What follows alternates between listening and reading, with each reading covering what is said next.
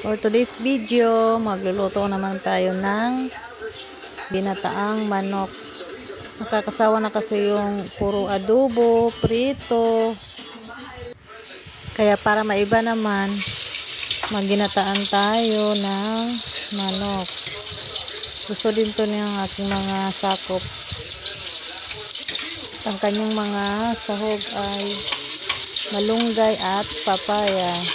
Masarap to sa ginataan. Pero ako kasi hindi ako mahilig sa gata. Pero kering-keri na to. Mag-isa lang tayo ng bawang, sibuyas at luya. Sabay ilagay natin ang manok. Dayon ato nang ibutang ang gata.